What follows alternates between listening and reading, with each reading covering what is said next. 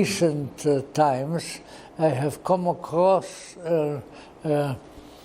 various materials of which I have spoken here before, but which have arrested my attention and focused it once again on alchemy. Now, of course, like all of us would be, alchemy would be one of the subjects which, to some extent and degree, all of us in this field would have some interest in. And of course, so did I. In fact, one of my main interests arose, I wished I knew what year I am talking about, but in any event,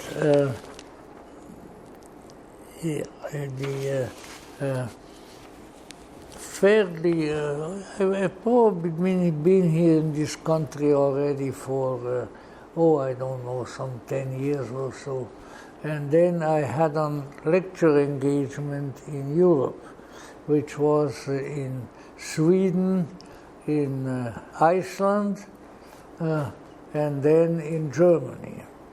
And when I was in Germany, I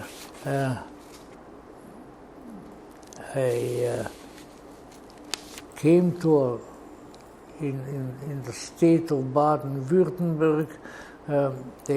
My friends there took me to a place, and they imparted the information to me that the town which we arrived at, the town of Knittlingen, you know, the German language is sometimes sometimes a little bit of a jawbreaker. But anyway, in Baden-Württemberg, a smallish town by the name Knittlingen is also known as the Faust town. And the reason for it being that the local tradition said that Dr. Faustus, about whom, of course, Goethe wrote the famous drama, so for that Dr. Faustus lived there and taught school there for a while. I think the less kind rumors have it that he didn't behave himself terribly well and they threw him out. But that is, shall we say, that is not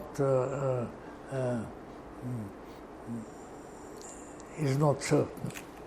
So, any event, there's a nice big bronze statue, this big, of Dr. Faustus, and then there is a little alchemical museum, because there he's primarily known as an alchemist. Inside of it are all kinds of interesting objects, among them a miniaturized alchemical laboratory. So it's maybe only, the whole thing is probably about not quite as long as my friend sitting here, but tall, and if you look at it close, you see all the various alchemical instruments that were used there, probably by Dr. Faustus, and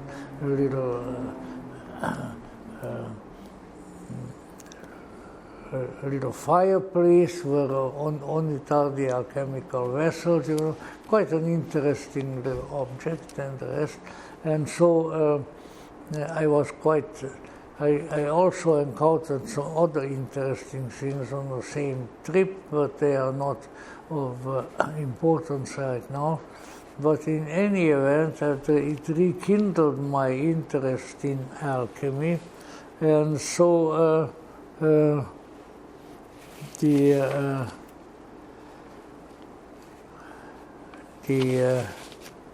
I suppose I brought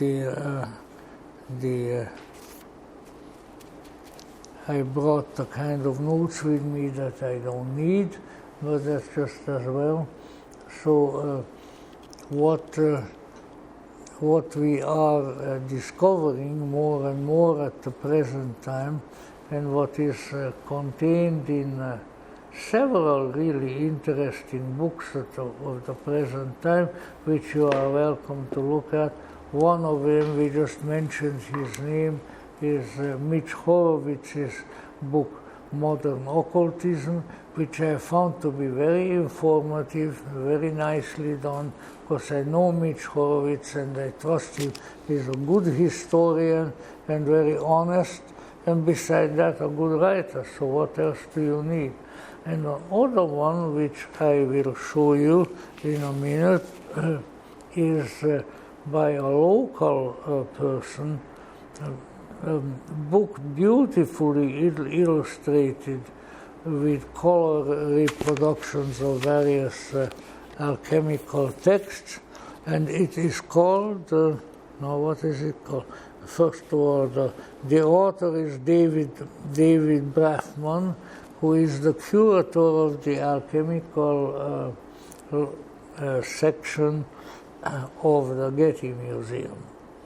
We know him from years ago because a now deceased friend of mine and I, who were both lecturers at Philosophical Research Society, sort of negotiated the deal, the treaty, whereby Mr. Manly Hall's extensive alchemical collection was then bequeathed to the Getty Museum and got into it, and then Mr.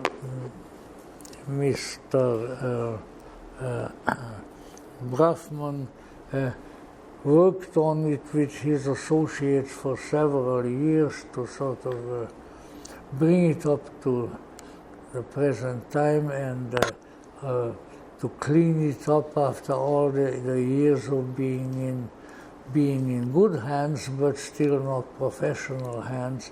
And then they opened their alchemical section. So if you ever go to the Getty, you'd like to see those things, let me know, and we'll call Mr. Braffman, who now came out with a truly spectacularly beautiful book. Now, however, I have to tell you that you might be shocked by it, because what Mr. Braffman is, I think that he is primarily a scholar of the arts. So what he came up with was a theory wherein he says that our knowledge of color and of our arts that use colored pigments came from alchemy. The alchemists were, so to say, the first artists in the West, and that this is very important. And so he has numerous beautiful alchemical designs in the book, and practically all of them are in color. It's really worth looking at. It's very beautiful. Now, of course, his approach to alchemy is obviously different from mine would be, because he does not look upon alchemy from what I can see so far. I must confess I haven't read the whole book yet, because every other page has such a beautiful picture that I'm just, you know. So you don't read a book fast that way. But in any event, in his view, the indication is that pretty much all the knowledge that we possess about color, about pigments, came from ancient Egypt and therefore is related to alchemy. Now I need to take a little jump And I said, well, what kind of a strange statement is that? But it's not as strange as it may sound, because you know what alchemy means? Al-chem are two Arabic words which means the black country. And it's, the Al-chem is the part of Egypt that is near to the river Nile, and it is called the Alchem, or was called then, the Black Country, because it is that part of Egypt that receives the inundation from the Nile River about once a year, and that spills black mud all over that part of Egypt.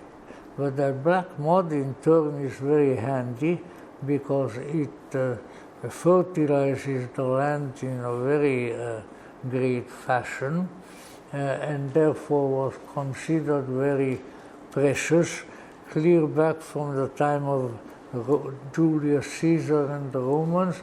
It was really because of that geological situation that the Romans were so anxious to take over Egypt, because there they could grow green, not green, but grain. See, it's I'm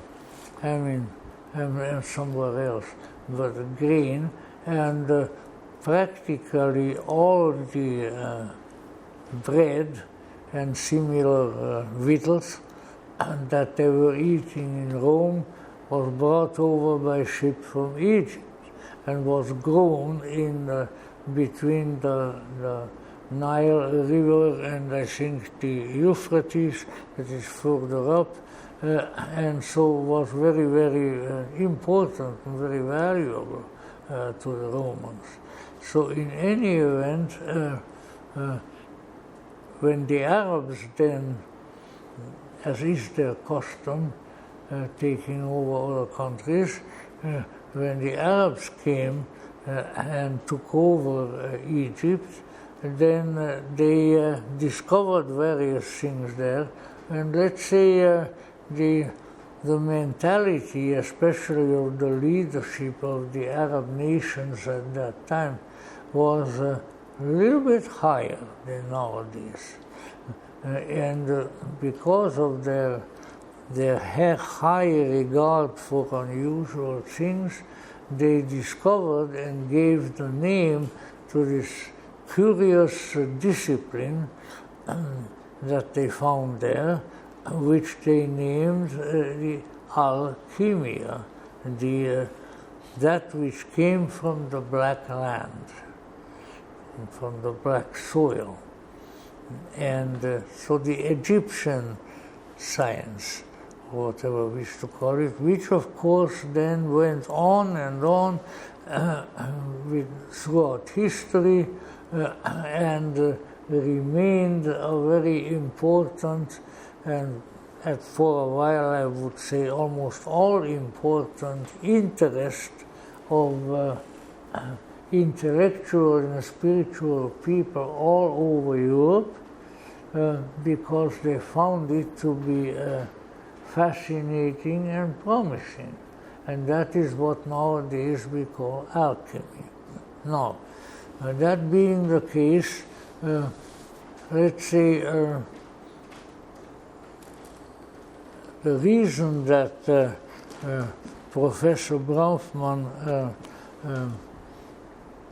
wrote this book is that he believes that a great many really important disciplines, including the one of the use of color pigments for art, originated in Egypt and originated largely by way of alchemy, the black science of the black land, and that it gave rise to a tradition that lasted hundreds and hundreds of years.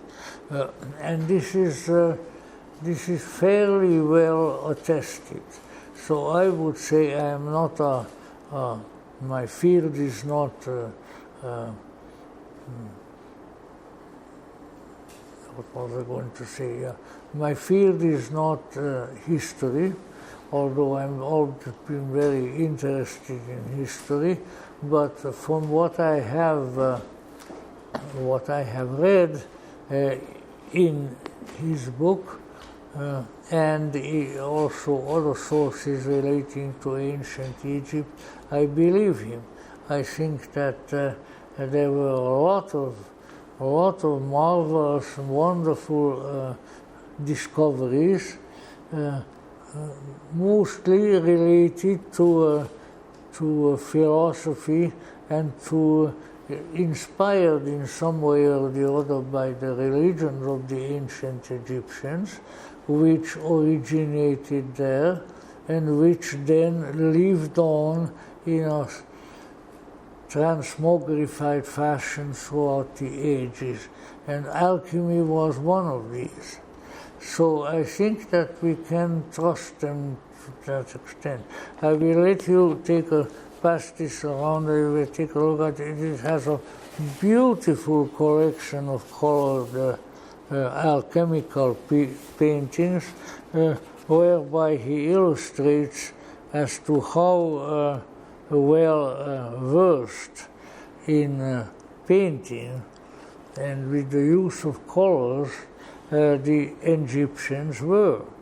And so they had a right, the people had the right to call this Alchem, the Egyptian thing. So this is, in that sense, this is, I think, a very interesting book of discoveries.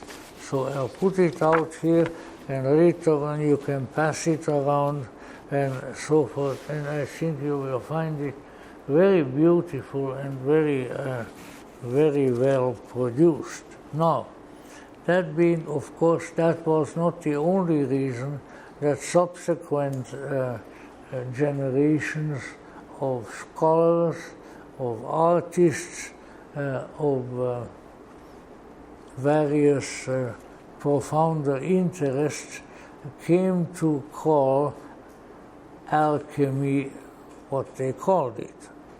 Because, let us say, it was known that this was a discipline developed in Chem in Egypt and of very great interest in various respects. And so quite soon after the Arab invasion, some Arab sources started writing books about alchemy, and I can't think of the very one, but the main book, I will find it and throw it at you. But the main book that was discovered in later times, in Alexandrian Greek times, that became of great interest to alchemical studies, and that was also the principal source, as I found out after a while, which C.G. Jung used because it's the oldest alchemical writing in the world, and it's in Arabic. It was found in Arabized Egypt. So let's say all of this is of considerable interest, and now we need to keep in mind, and I will try to, let's see, do I have something here? I will try to indicate to you why we may be interested in this. Because the Arab sources that were found in Egypt indicate that the Arabs, having come to Egypt and studied what they found there, had felt that they discovered a very interesting and important discipline that would be of great use in a transcendental and spiritual sense, and therefore the first book on alchemy, and I can't think of it at the moment, the first book on alchemy was indeed published in Arabic, was published in Egypt, in Arab Egypt, and it was the print, even though they had so much time lapsed and so many alchemical activities had been carried on, it seems to have been the principal source of his insight into alchemy and of his alchemical books. Who do you think of Carl Jung? So he went back to the original sources as much as he could, which I think is very laudable. Now, with that much of the background, what do we need to know in an overall sense before we look at certain features that may interest us of alchemy? Well, first of all, what we need to see or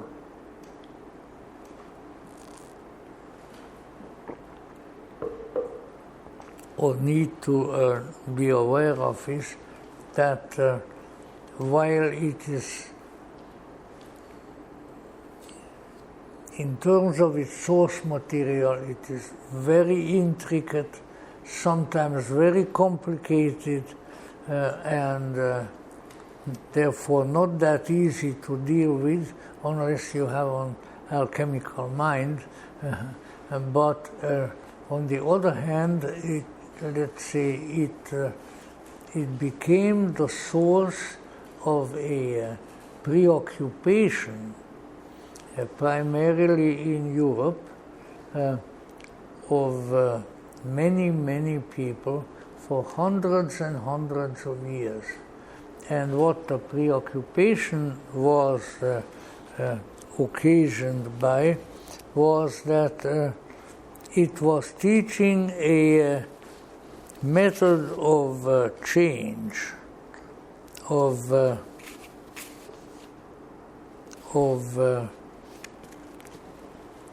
transformative change, which was particularly applicable to and important for the human being. And what it indicated was, to make it as short as possible, that it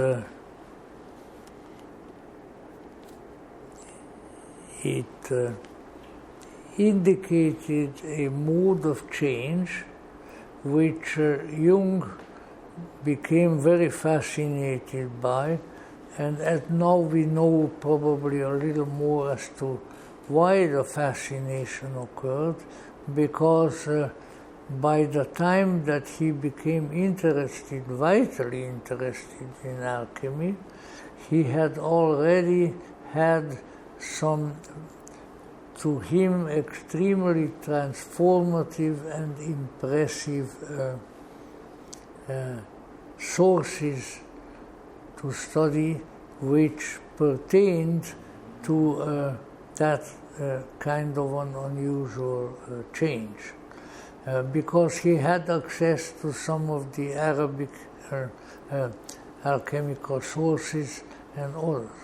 So that Jung was struck, I'm sure, with many features of alchemy, but probably the most important for our somewhat unprofessional dealings was the fact that alchemy is based on and explores the possibilities at various levels of the human psyche of what? Of transformative change. Now, most of the changes that we hear about, read about, are changes that are, well, let's say, changes of nature of growth. In other words, a particularly human psyche, but various other forms of life, when they change by growth. So do most of the animals, so do the plants, and so forth. Yet, in that one alchemical book, which at the moment my guardians in my mind have locked up, but the one book that fell into the hands of Jung and of others, it becomes clear that there is another kind of change, and that change is transformation, and that the alchemical discipline was pretty much the only one that from its very beginnings, whenever that was, had specialized in this change. And it indicated, look, if you want to change for the better. You want to be a more insightful individual. You want to understand the profound things of life,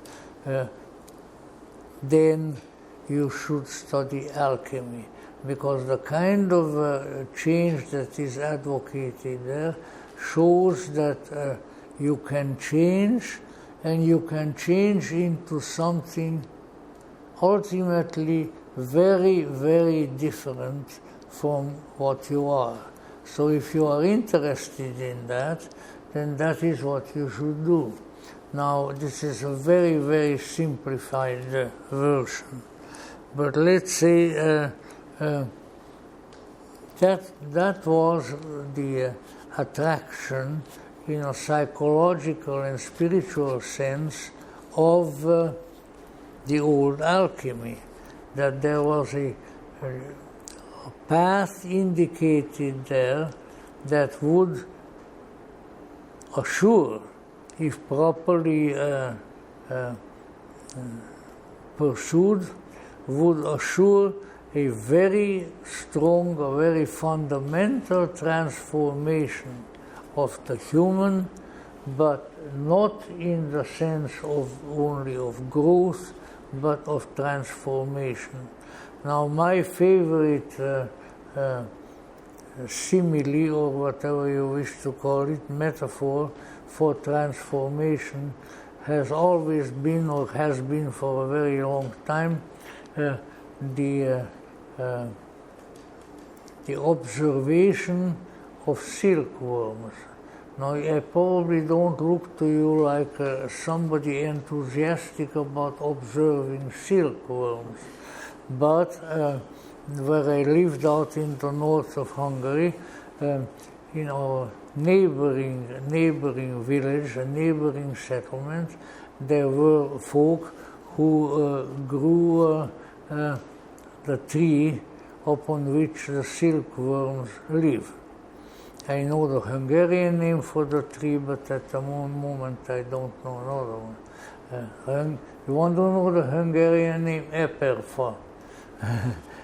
In any event, so they grew these trees, and then they would get from the government, because the government was very eager to grow silkworms, because then they could manufacture silk, which especially during World War II was not easily gotten.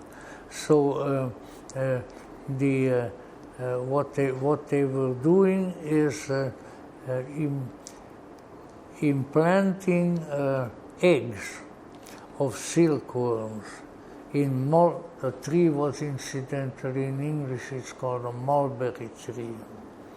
And so they brought these little wormy-looking disgusting-looking little creatures, and they put them on the mulberry trees.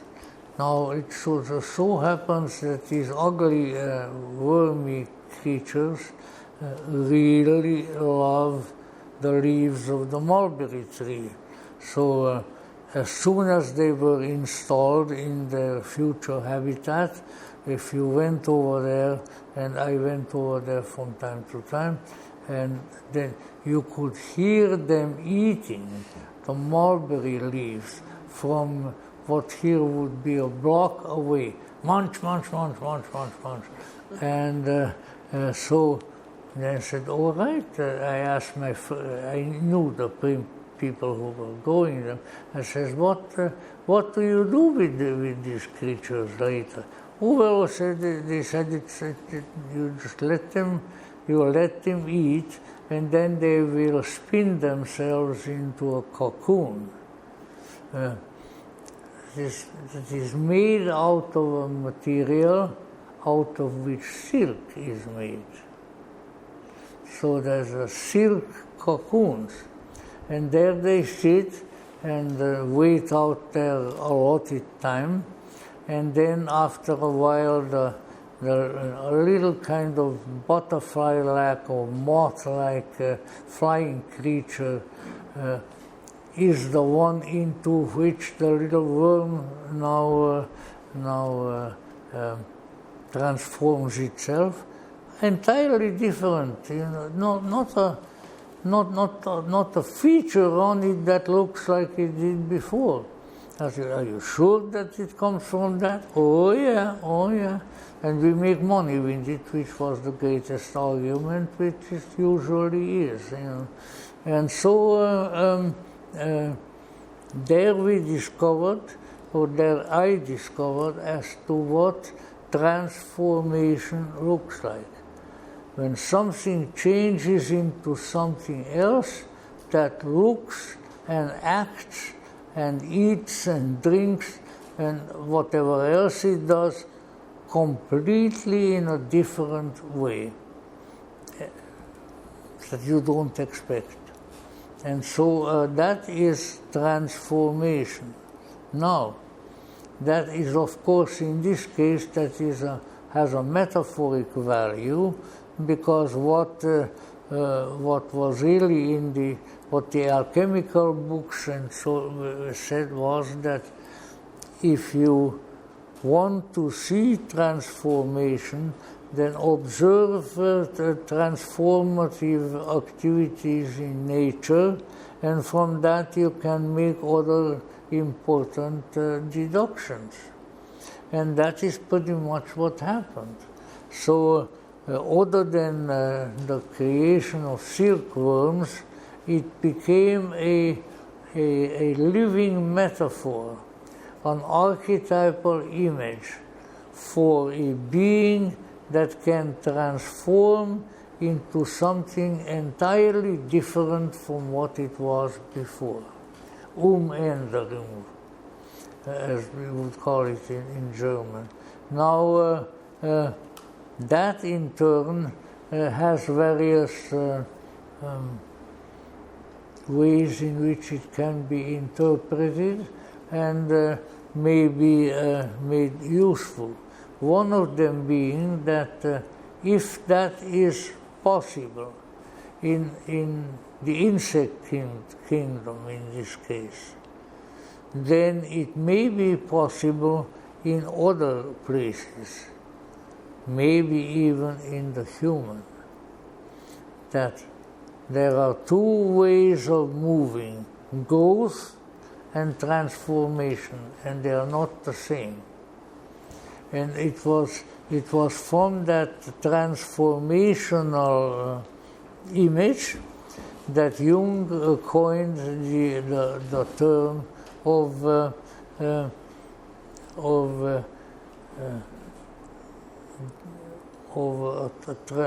transformative change for the psyche. I'm trying to think out was ist denn der Name? Individuation, individuation, which is a change into a mode of behavior, but of course this is at the psychic, at the psychological level, which otherwise we don't know about. So there is a possibility of transformative change, where the new form is very different from the old one. That is why it is called transform. So a very interesting discovery, which biological extension can be seen as operative in various ways in various places in the human kingdom.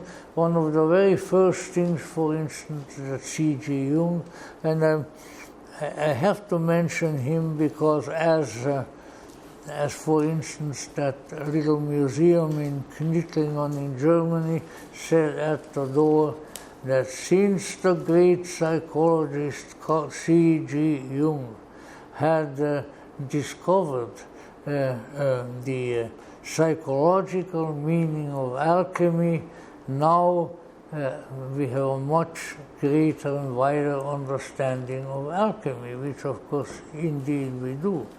So now what needs to be kept in mind, for instance, when Jung became a psychologist, when he became friendly with Freud, and then subsequently unfriendly with Freud, and so forth, he felt, for instance, that one thing that needs to be done to the human psyche, the human mind, is that it has to unify. It has to become a more unitary being. That the way most human psyches operate, they are fragmentary. And these fragments have to somehow unite and become a unitary being, and as such a unitary being, then the human can accomplish all sorts of things that it was supposed to accomplish to begin with. And since a unitary being in German is called ein Individuum, which is a Latin word but adopted into German, he named that process individuation. And right up to the end of Jung's life, that was sort of his word and his concept for the future development of the human being. The human being has to unify, has to become one, has to operate as, if you look at it closely, has to operate under an internal and generally not recognized spiritual guidance, and thereby become one. So we might, if we want to extend this a little bit, what Jung really discovered was that the human can become much more than it is. It can become a fully grown up human being, but only if it undergoes a certain kind of a process of transformation. And that was really Jung's initial encounter with alchemy, but he, being a very astute gentleman, he had immediately recognized that the implications of this theorem are vast. And so he studied them, and then he wrote one after the other about 5 major books, beginning with the one called Psychology and Alchemy, but all having to do with that, with the alchemical metaphor as it operates within the psyche of the human being. So, and we who were studying Jung over at Innsbruck University in Austria, you know, we were sitting together smoking our pipes and thinking, what the heck? I mean, Jung is a great psychologist, recognized as the second greatest psychologist in the world after Freud. And look what he's writing about: alchemy. Next book, alchemy. Next book, alchemy. What's this all about? Well, so then I had a conversation with my professor friend, who was my friend but not my professor at that school. Very, very, very, very wise man, and very, let's say, very cognizant of the overlap between spiritual things and psychology.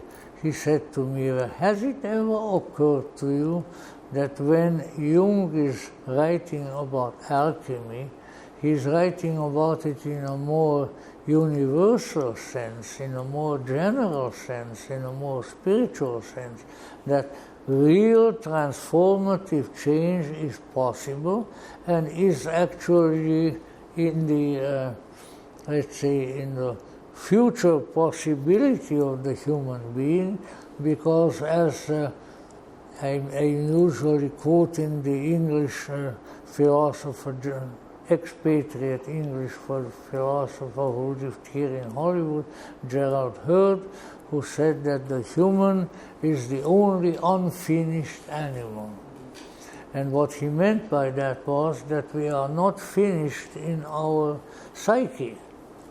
We need to undergo an important change to really become ourselves. For which reason, in a lot of cultures, probably with the Hindus in India, others, the ultimate center of selfhood of the human being is often referred to as the self, which in Sanskrit is called Atman. And of course, there are cognate terms in Pali for the Buddhists and things like that and so on. But in other words, there is an underlying substratum of belief or knowledge, or whatever we want to call it, in many cultures, that is based on an underlying understanding that we are unfinished, that we could become finished, but in order to do that, we have to be transformed. And that a lot of religious activities, of dealings of people with the gods and so forth, and supernatural beings are at least related to that kind of change that we want to and that we should become. Now, when a good many years later, after the alchemical books were published, Jung's Red Book, which I think I still have my folio copy in the library there, Jung's Red Book was published, and when one reads in it, one fairly soon gains access to chapters which indicate that written in the first person and with a great many details, that it seems most likely that C.G. Jung himself felt that he underwent a very, very powerful psychospiritual change, and that he saw the similarity in that change and in the symbolism of the alchemists, and so he felt that there was a relationship. And sort of the conclusion from that is if we want to become what we are really supposed to become, if we are supposed to transform into something better, something wiser, something more transformed, then we may use the transformational mode rather than anything else. But that instead of that, what we have been doing on the scientific model based on the physical sciences, that we were trying to grow. We were trying to grow intellectually, grow emotionally, grow in various ways. But we have not considered, perhaps in addition to or instead of the growth model, we have not considered the transformational model. And if you don't mind me going afield a little bit, these data, which I now mentioned, were in my estimation, and of course, if I were infallible, I would have become Pope. I would be the first Hungarian Pope in history, which might be of interest to the Hungarians, especially. But let us say this was known, and this was discovered by C.G. Jung. He discovered that what we need to do is transform, because a mere extension of our present learning, our present interests, our present scientific discoveries, a mere extension of those, you know what, it hasn't led us practically nowhere. It has not, it hasn't done much for us. So the heck with it, we got to look at something else, because this is only working to a certain extent. Now, of course, the scientific model was very, very powerful, beginning with the 18th and 19th centuries, and it was difficult, let's say, to change from it. In fact, some of my arguments with my fellow theosophists over the years, you know, darling people, and they were I will be for I don't know how many incarnations, if I have the misfortune to have any, how many incarnations I will have to remain grateful to the theosophists. But at the same time, owing to the fact that the theosophical movement started in the latter part of the 19th century, it modeled a lot of its disclosures, its teachings, its discoveries, whatever you want to call them, on the physical scientific model of the 19th century. And this, I feel, is if one adheres to it and keeps on that model, this, I feel, is a mistake. You know, we are not here to become scientists, unless, of course, that is our physical profession. We are here to become wise men and wise women, and that's different. And in fact, I would say, with a very few exceptions, maybe Albert Einstein being one who was quite philosophical in his orientation, and some others, you know, in very few instances have the physical sciences produced what I would call wise men.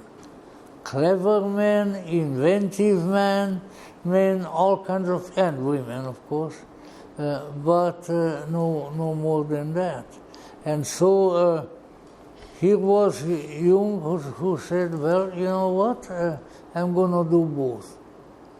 I am a medical doctor, I am a psychiatrist, which is a science, but I am discovering things in this field that are different from the ones that people are using and that may be of great use and great importance. And as he continued studying, he said, gee whiz. No, he would not have used the word gee whiz. No. He said, look, this is what we are doing is we are using a science of psychology, but we are employing a model that is very, very close to alchemy. So he began to apply the alchemical model of transformation to his psychology.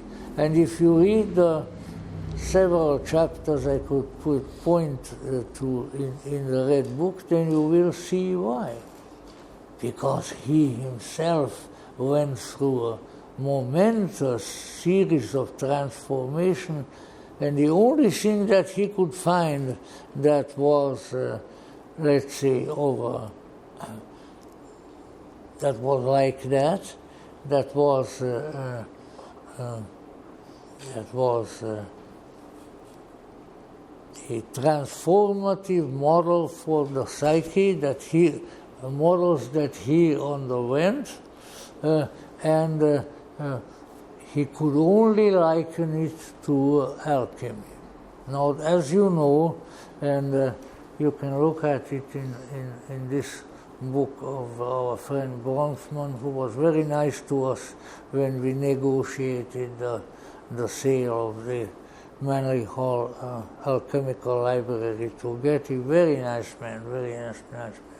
So, but if you look at it, it's full of alchemical pictures, and if you look at Jung's Red Book, the one with the big colored pictures, it is full of huge, colorful pictures, which when looked at with an alchemical eye, or preferably two eyes, reveals itself as a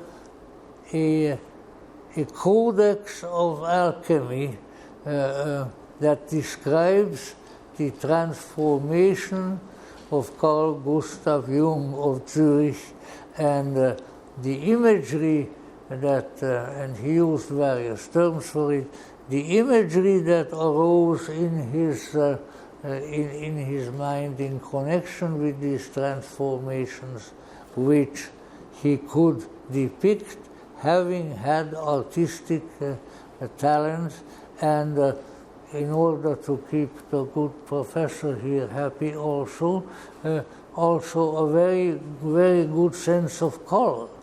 If you look at Jung's artwork, whether in the Red Book or elsewhere, you can see that he uses very impressively and very magnificent the color spectrum.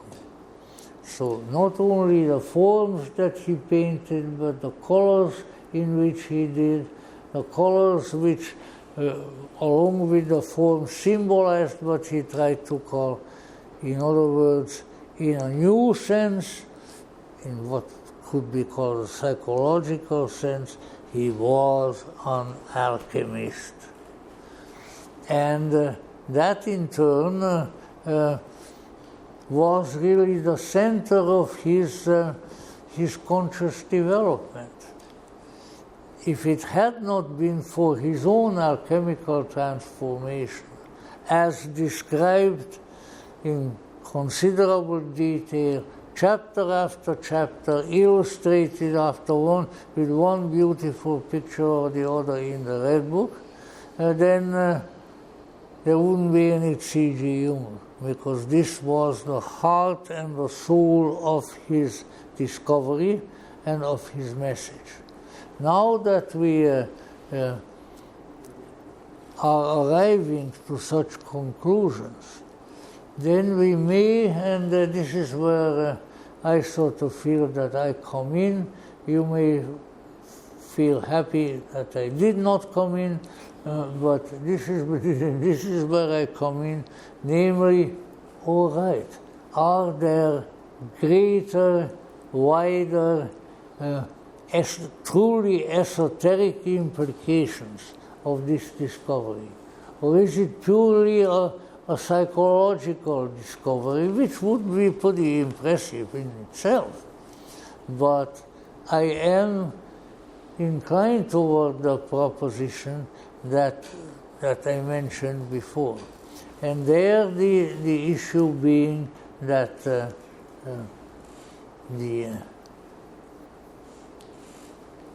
that we need perhaps to take a wider field of esoteric thought into account. And if I live another 93 years, which I'm afraid is not going to happen, hasn't happened to anybody else I know, why should it happen to me? We may, then I may be able to complete that what this ties in with, what this is related to, is a very mysterious, a very profound, and in some ways maybe frightening esoteric secret. Now, what could that be? What could that be?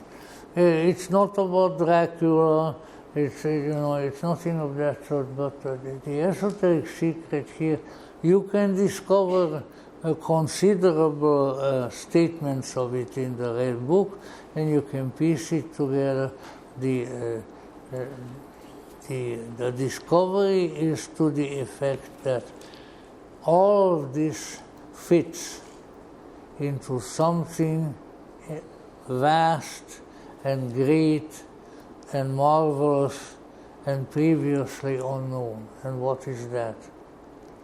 Now that's where go and pick up Blavatsky's Secret Doctrine and read about how all of life, as she calls it, which she didn't have any better word for it, how all of life, human, animal, and what have you, came forth from a source, how all being originates in the same reality, and how as it came forth, time before time, or time after time, as it came forth, so when certain prerequisites are fulfilled, it can return again. In other words, we haven't just been created, but we have come into a different reality, and after spending a certain amount of time there, we will be capable, and indeed more than that, we will be entitled to go back to where we came from. Now this is very, very scary, I know, and most of you think, well, now he has really gone off the deep end, we knew it would happen, and here it is. But here is the story. Let's see, let's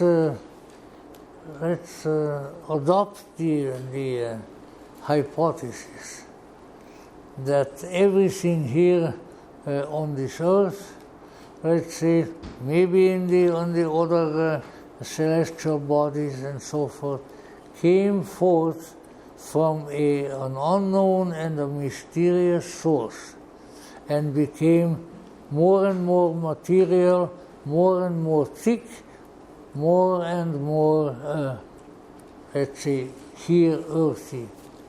Now, if that indeed happened, it I would say there is a great deal of likelihood that whatever mysterious no place it has come from, that mysterious no place may be where one returns. And so everything that we live within this world, and all the things that happen on it, and ourselves, and our pet animals, and whatever, is what? It is made up of something that I'm trying to think what Madame Blavatsky calls it. But in any event, she doesn't use the term matter. She was not a materialist. But she indicated that it has become a substance that is appropriate to this world, to this life, and that under certain circumstances, that substantiation, that creation may be undone, and it all may in due course of time go back to its origins. You see? Now you say that's a very fantastic proposition. But why should it be more fantastic than other propositions? And so I would say in the system, and that may be one of the reasons why the poor old lady wrote the secret doctrine, you know, that the system of the secret doctrine is there in order to indicate not only how we came here, but whither we must go. And when that is considered as a possibility, then we have, I think, a system of possibilities that is way lot more attractive, way lot more interesting than, let's say, the ones that dogmatic Christianity has presented us with, such as down below, deep down below, there is a place for you to go. This is, you know, or something else. Because I am of the opinion, which I'm sure a lot of people may not share, that we have come to the hellish place already. And it's right here. Right here. If you have lived through some of the things that I have lived through, if you have observed some of the things that go on in this world, there is no doubt about it. But that being the case, there is an experience, there is a purification, there is a deepening, a development of consciousness. And as that develops, the difficulties, the ill experiences, the hellishness of this world disappears, and something else comes. And we come to the something else. And the something else has been called by the Gnostic fathers, is filled with light, it's filled with glory, it is filled with salvation. That indeed is the salvation, our ability ultimately to return to the state, to the condition, to the glory where we came from. Now, all right, you see, where do you find that? Well, I have a lot of books at home, but I don't think that even one of them contains this in this fashion. But on the other hand, when you sort of read between the lines in the Gnostic books, read between the lines in Blavatsky's Secret Doctrine, for that matter, and says, oh yeah, you came from elsewhere, and there is a wisdom, there is a goodness, there is an ultimate creative power there that wants you back, and that is going to bring you back. You're going to be siphoned back. And won't that be nice? after all the misery and all the stupidity that we went through in this world. Now, of course you may say, well, where do I get this? Well, I think I get it from alchemy. And I have to finish now, but we will have more alchemy if all goes well later. But this is how it works. We are made of different substances. Some of these are physical, but it's probably the smallest amount. And others are psychic substances. And these substances seek their own place, where they originated, if you want to use that term, where they were created. They want to go home. If you listen to everything in this body, if you listen to your feelings, your emotions, if you listen to your intellect, you may discern a verse there, or saying there, I want to go home, I want to go home. And if you say it long enough, and if you live up to it, you not only will want to go home, but you will go home. And we listen to the great reports of the sages in East and West and so forth. You know, even the ones that were flying, maybe practicing already for what will happen. You may be assured this is the foretaste of heaven, that there is such a thing, and that everything, including every atom and every molecule, will change and change, transform into its original nature, and then it will be able to be free of matter and to go where it needs to go. Now, all right, I am not a prophet, but I had for many years the feeling when reading especially the cosmogenesis of the, but also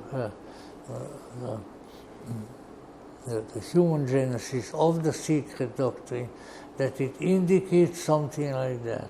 You have come from far away, you are far away from home, but never mind. There is a home. There is a homeland. There is something wonderful. And if you do what you are supposed to do, you awaken to what you need to awaken, that is where you are going to go. Now, the model for it is alchemical transformation.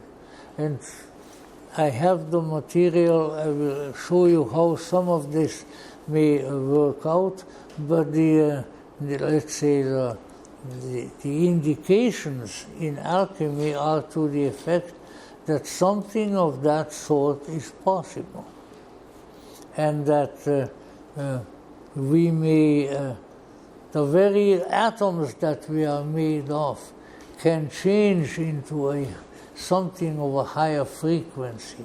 Everything can be transformed into something higher and better and more marvelous and more kind and more loving. And when it does that, we will be there.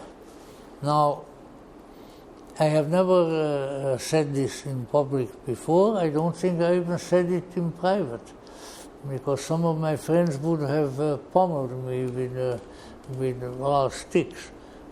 But let's say something of this sort. The mystery of returning home is the mystery of alchemy. The mystery of transforming first into one color, then into the other color, then yet into the other color, and eventually into the placeless place of our origin. Now, and that is what what the Gnostics called, or at least very close to it, the pleroma, the fullness, because it is full of possibilities, it is full of a future at that point. And once we return there, then the future, the great future, the wondrous future came to be fulfilled.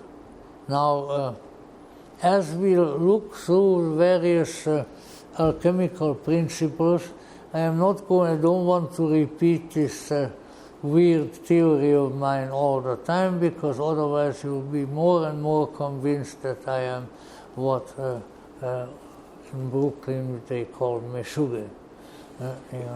But whichever way, but give it some thought that maybe by not just growing, not just getting old, not just being buried in the ground, in the soil, but by some kind of an alchemy, the very matter of our bodies becomes transformed and becomes what it was originally, and so would everybody else.